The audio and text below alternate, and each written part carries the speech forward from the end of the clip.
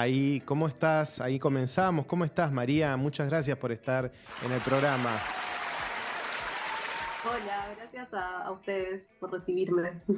No, por favor, es un gusto. Y como les decía antes, pasamos del evento cinematográfico al que hoy vamos a hablar del Bafisi, ahí conviviendo los últimos días del Bafisi con los primeros de la Feria del Libro. Y una de las gratas sorpresas que nos ha dado en estos primeros días la feria tiene que ver con la presentación en un encuentro con los lectores y las lectoras de Ida Vitale, una maravillosa escritora uruguaya que está próxima a cumplir los 100 años, pero además es el sujeto sí, que orbita sobre este interesante trabajo, María, que lleva por título Su nombre.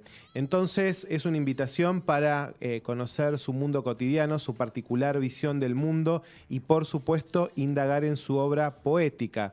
Así que la primera pregunta que te quiero hacer es ¿cuál fue tu primer acercamiento con Ida? Si acaso habías sido lectora, si su personalidad te llegó primero y dijiste acá hay un mundo para indagar. ¿Cómo fue esa conexión que hiciste con Ida? Bueno, en realidad conozco a Ida de toda la vida porque mis dos abuelos maternos eran parte de la generación del 45, que es una generación de escritores y artistas en Uruguay, de la cual Ida hoy es la última representante. Pero bueno, ella vivió 30 años en Austin y entonces la veía algunas veces por año en la casa de mis abuelos y en 2016 se mudó a Uruguay de nuevo y ahí empezamos un vínculo más cotidiano entre las familias y volví a ver desde otro lugar su curiosidad, su asombro permanente por todo lo que la rodea, tiene una forma de conectarse con la realidad y con las cosas, con las plantas, los animales, las personas, desde un lugar muy vivo, como lo dice su nombre, por eso fue muy difícil cambiar el nombre que ella tiene al documental, es muy vital y tiene una frescura y una forma de poetizar la realidad muy rica que se transmite y es contagiosa y me volvió a impactar y le propuse hacer esta película juntas. Vos nombrabas recién una palabra clave para comprender tu trabajo, para adentrarse en él, que tiene que ver con la curiosidad. Y yo además asocio la idea de curiosidad a la vitalidad, porque como dije antes, Ida está a meses de cumplir los 100 años, pero realmente el documental la muestra activa, como decías, curiosa, ¿no? Siempre dispuesta a que haya algo en el orden del azar, como aparece ahí la figura del azar, que la sorprenda. Eh, Esto, digamos, me remite un poco a la forma del documental, un poco estructurado a partir, y después lo vamos a comprender, de su inseparable diccionario, ¿no? En el que ella va a buscar palabras, ¿no? Como si realmente es admirable, ¿no? Esta cosa de ir a descubrir. Uno pensaría a priori una persona tan conocedora del lenguaje, bueno, todavía es como que sigue indagando, todavía sigue buscando. Y un poco la figura del diccionario le va a dar estructura a este caos que podríamos pensar que es la vida, ¿no? En este caso la vida de Ida. Un poco el documental acompaña ese gesto y también se estructura a partir de palabras que van apareciendo en orden alfabético. Entonces, te quería preguntar acerca de la forma de tu trabajo, si esta idea del diccionario estuvo presente desde el comienzo, si fue algo que surgió inspirada a través de la obra y de la vida de Ida, cómo se dio esta dialéctica entre lo que vos querías mostrar y la forma que terminó teniendo tu trabajo. Perfecto. Desde el comienzo empecé a filmarla en 2019, un tiempo antes de que fuéramos juntas con su familia a España, que ella recibió el premio Cervantes, que es el premio más importante a la literatura hispanoamericana. Y en esos encuentros y después en los viajes sucesivos que hicimos junto a Inés Vázquez, que es la productora y también sonista, con quien siempre desde el principio hicimos esta película, sabía que iba a ser una película fragmentaria, estaban las pinceladas del retrato, sabía que iba a ser poética y que iba a mostrar toda esta parte de la vitalidad y la curiosidad, pero no tenía claro cuál iba a ser este orden o esta forma de estructurar. Y cuando vino la pandemia en 2020, que me encerré a editar, porque ya no podía seguirla filmando y hubo como una pausa en el rodaje que después se retomó. Llegó a mis manos un libro de ella que no había leído todavía, que me había leído casi toda su obra, pero este libro no, que se llama Léxico de Afinidades, y es un libro en el cual es justamente, ella habla de las palabras que le cantan y de este orden imposible, le obsesiona mucho el orden del mundo y de las cosas y esa inaccesibilidad a llegar a ese orden.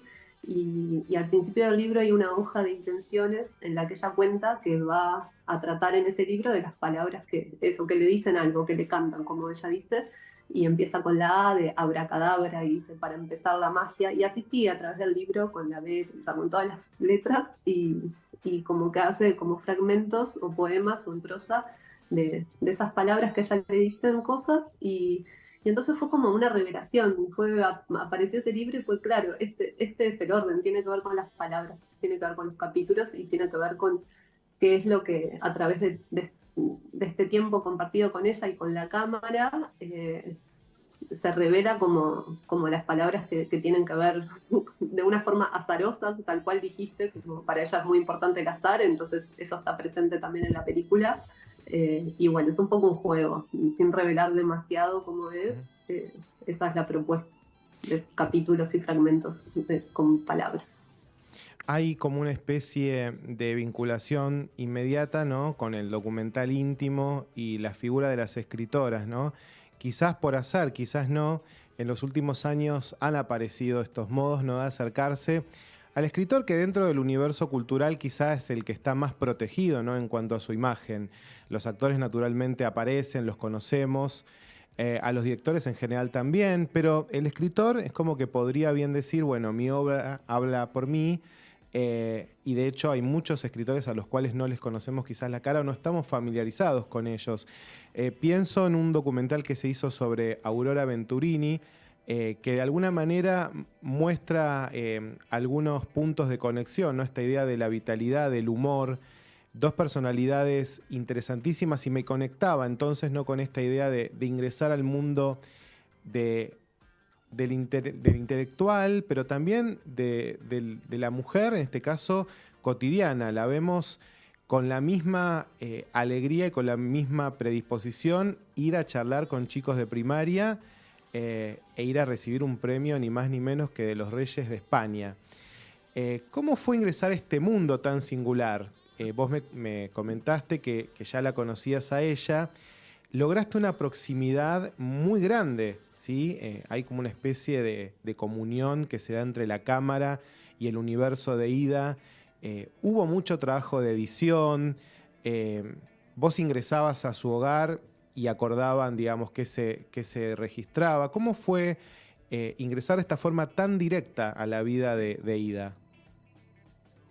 Bueno, dijiste algo clave y es como esa particularidad que ella tiene de vincularse tanto con los niños de una escuela como cuando le dan un premio tan así importante y es algo que mientras escribía sobre la película fue apareciendo y es que ella le presta y da la misma atención en poetizar la realidad y en conectarse con lo que está afuera y vincularlo con lo que ella tiene para dar de su interioridad, que están casi que en el mismo plano, una araña que bueno, que el rey de España en este caso que está en esa escena, por decirlo de alguna manera, como que ella es consciente, como si fuera consciente que las cosas son finitas y por un momento las detuviera y intentara poner en palabras y poetizar todo lo que ve y de esa forma hace aparecer algo que capaz no habíamos visto, que no estaba ahí y entramos como en su sensibilidad, en su mundo, en su forma de percibir y es algo impresionante. Y lo mismo tienen sus libros y sus poemas. Y sobre esto que me preguntás, sobre cómo ingresé con la cámara, se dio de forma muy natural. Antes de irnos a este viaje a España, ya nos veíamos en distintos lados por esta cosa de que las familias son cercanas y empecé a ir a su casa la primera vez, que de hecho la primera escena de la película corresponde por azar al primer día que la filmé. Eh, y fue como llevar la cámara, que era una cámara de fotos chiquita, con un lente antiguo, con Leica, que está tenido un poco por los años, y que no hubo interrupción entre ella y yo. Ella siguió actuando, me mostraba cajas, me mostraba su biblioteca, sus libros, me contaba cosas como dos amigas o como una abuela que te muestra las cosas y te cuenta mientras tomás el té y vas viviendo la tarde. Y la cámara la iba filmando, le iba hablando, ella me respondía y sabiendo, claro, hablamos de que íbamos a hacer la película, el documental, a ella le parece un poco absurdo en algún punto hasta ahora por esta cosa de, de verse y de ser homenajeada, que hay algo en esa generación que les cuesta no les gusta ser homenajeados. Pero bueno, se dio de forma muy natural el proceso de filmarla con el vínculo que tenemos, con la cercanía. Ujú. Hay un momento muy clave que para mí muestra su compromiso, porque es cierto, hay como estudiando un poco ese grupo generacional, es verdad, hay una reticencia, ¿no? Al tema de los reconocimientos y los universos editoriales y demás. Pero por otro lado, hay un momento muy interesante que es cuando se la muestra en actividad de jurada de un premio, ¿no? Con mucha meticulosidad. eh, es un trabajo bastante exhaustivo, es sumamente elogioso que acepte el desafío de hacerlo a su edad. No obstante, uno dice, se apaga la cámara y después esta persona va a pasar días corrigiendo y repensando y marcando cosas y buscando palabras en el diccionario. O sea, realmente tiene un compromiso muy grande con su rol de escritora, aunque quizás como ella manifestó públicamente, ahora no esté escribiendo tanto. La tuvimos en la Feria del Libro, fue a recibir premios, no hace mucho tiempo fue premiada en Guadalajara. Es realmente admirable. Así que muchas facetas, ¿no? Su rol de intelectual, de escritora, su mundo cotidiano, su vínculo con las diferentes generaciones. ¿Vos a quién aspirás que le hable este trabajo tuyo? ¿Con quién crees que se puede entablar un diálogo, ¿no? A los que nos gusta la literatura desde ya. Pero ¿qué recorrido aspirás que tenga este trabajo, teniendo en cuenta que, bueno, hoy se puede ver, por ejemplo, en el Malva, ¿no? No digo puntualmente hoy, se estrena el miércoles que viene a las Sí. 19. Pasada esta exhibición en el cine, ¿qué recorrido deseas para este trabajo? Bueno, justo me preguntaron eso hoy más temprano sobre si era ideal la sala de cine en comparación con las plataformas, por ejemplo, y hay algo como ideal de poder ver esta película y abrirse a los espacios sonoros, musicales, a su poesía y a su voz a través de una sala oscura y una cercanía, como la cercanía que da el cine y las salas de cine. Pero también entendemos que no es una forma, que no es la forma de llegar también a otras personas que quizás no van al cine. Entonces, como también estamos abiertas a que después esto pueda estar en plataformas, esta película, y el público, como decís, más evidente de que el público objetivo es el público interesado en las letras, en el arte, sí, en el cine, de alguna forma.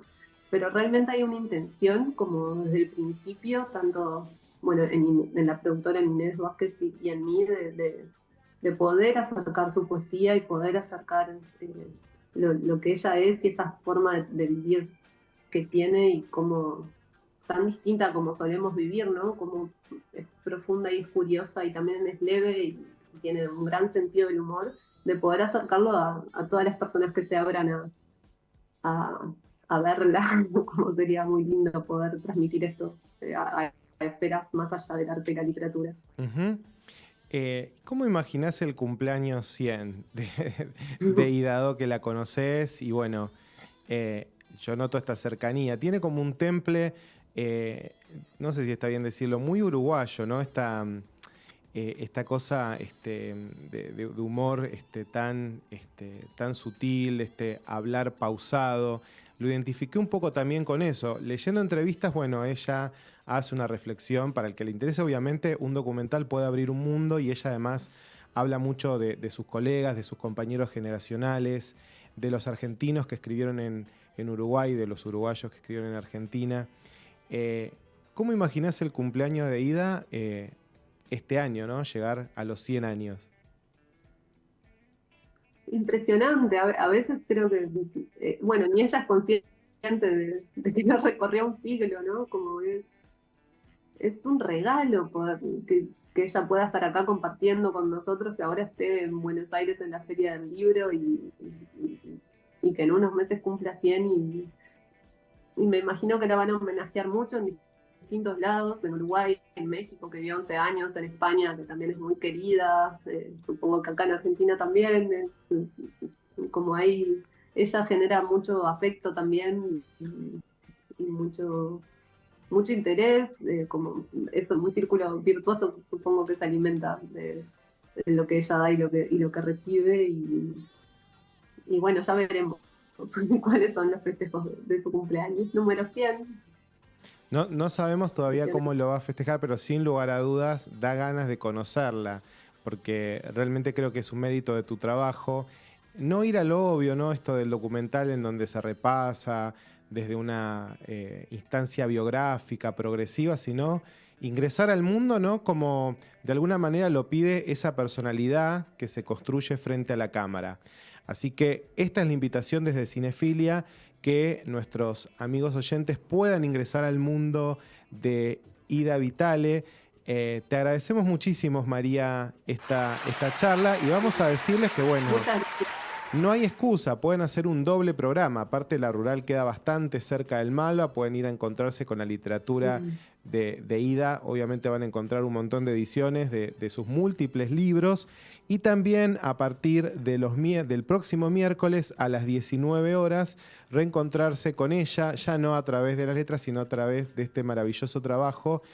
Así que, bueno, será hasta dentro de poco. Ojalá que nos volvamos a encontrar, ¿no? Con tu próximo trabajo. Y bueno, muchísimas gracias por haber estado en el programa hoy. Muchísimas gracias a vos, un placer. Un placer. Te mandamos un abrazo desde Cinefilia. Y bueno, mucho cine hoy, mucho cine de verdad. Está terminando el Bafisi y queremos también prestarle atención a las valiosas películas que van apareciendo por fuera de este evento, del que obviamente vamos a hablar. Pero antes de ingresar al mundo del Bafisi, los quiero dejar con un tema musical, con nuestra tanda, y después sí vamos a ir un poco a lo que está pasando en este festival que está terminando en estos días. Vamos a escuchar entonces el primer tema, que es I ragazzi del Jukebox, de Adriano Celentano, un tema que integra la banda sonora de La heredera de la mafia. Los dejamos con este tema y ya volvemos. La felicità porta un